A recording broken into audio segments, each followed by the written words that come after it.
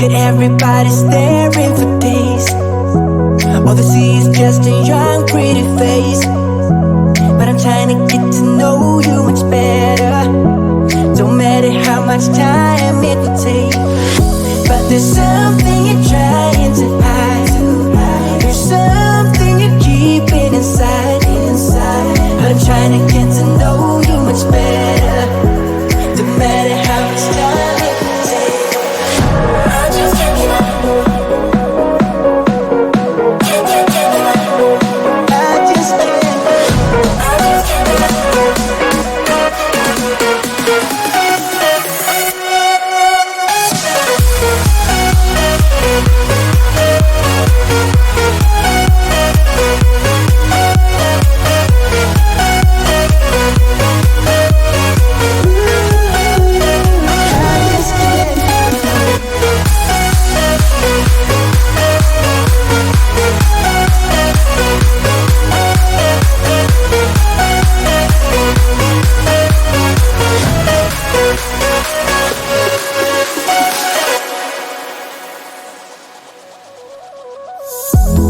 Caught up since the day that we met, and you haven't seen the best of me yet.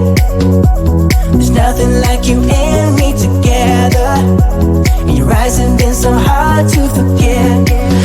But there's something you're trying to hide. There's something you're keeping inside. But I'm trying to get to know you much better. It don't matter how much time it will take. I just can't give up. Whoa, I just can't give up. Can't give up. I just can't give up. Oh, I just can't give up. I just can't give up. Can't give up. I just can't give up. I just can't give up.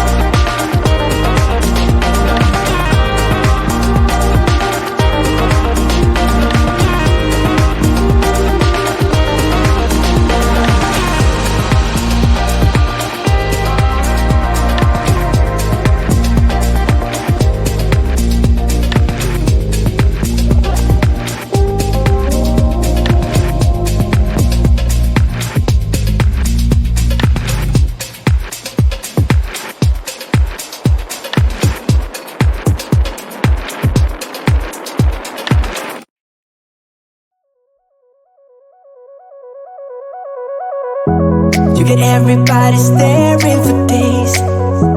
All they see is just a young, pretty face. But I'm trying to get to know you much better.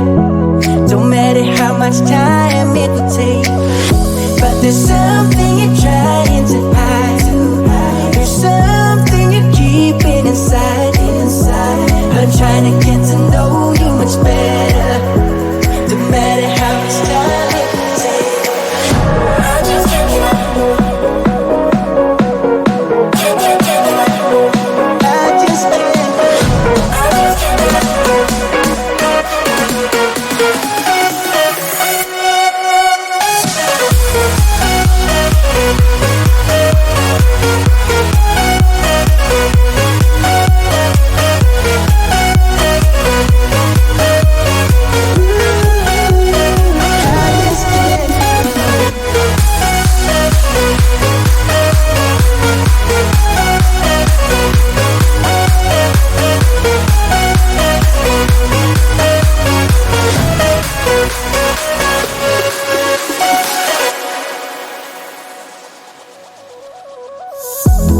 Caught up since the day that we met, and you haven't seen the best of me yet.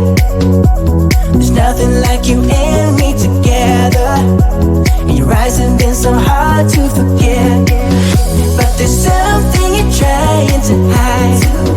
There's something you're keeping inside. But I'm trying to get to know you much better. It don't matter how much time it takes. I just can't give up.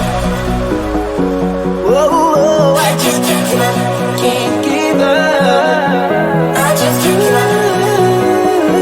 Oh, baby, I just can't give up.